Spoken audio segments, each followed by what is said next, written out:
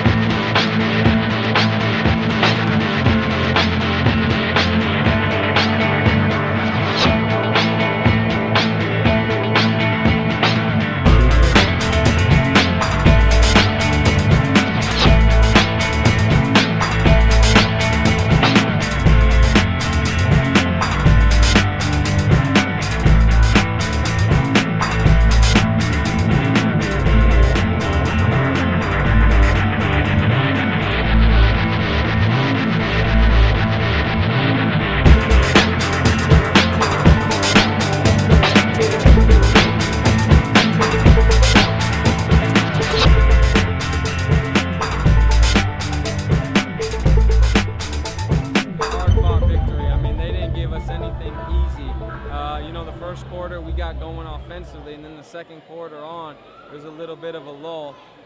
Scotty hit some great shots in the fourth quarter to push us forward, but we realized that after a bad loss to Cocoa on Saturday that we can make our free throws down the stretch and close out games. So, I'm very proud of our guys for doing that.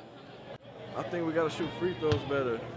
The last two games we struggled from free throw line, and I think we just got to work on that in practice and knock more of a percentage down from the free throw line. We just got to play with more heart.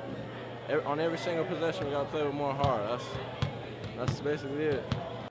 First of all, we played a very good team, a playoff caliber team. Obviously, I'm still hoping we make the playoffs. And I believe these type games help you build for the playoffs. Playing that type of competition, when we see it in a couple weeks, hopefully, it won't be a surprise. We'll be used to it. It'll be something normal. It's kind of the same theory I had when going to play Reigns and playing ACD. You got to beef up your schedule if you want to really be successful in the playoffs. We had went through adversity earlier, a couple of days ago, because most of our games had got forfeited.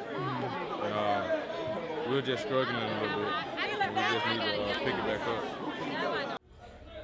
So the Rock leaves Williston High School with a 61-55 victory. Scotty Wilbekin led the way. He had 7 assists. He also had 16 points. The junior guard is going to be heavily recruited next year. A lot of schools already after him. And as Coach Justin Harden said, he hit a lot of big shots in the second half to help them pull away. But Williston was very scrappy.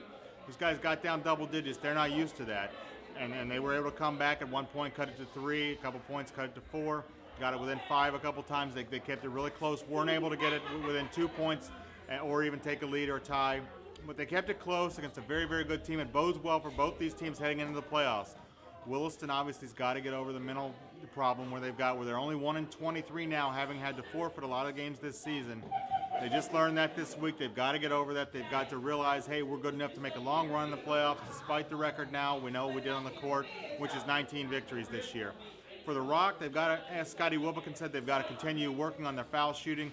They cannot have these problems at the line in the playoffs, particularly with Arlington Country Day looming as a potential second-round matchup. That game, and I'm going to say this right now, that game should be for the state championship. It's a shame the regions match up this way. Those might be very well the two best teams in the state of Florida in Class 1A. Shame that's going to happen, but hey, it's going to be a fun game to watch in the second round. Who's going to expect that? Who expects to see that game?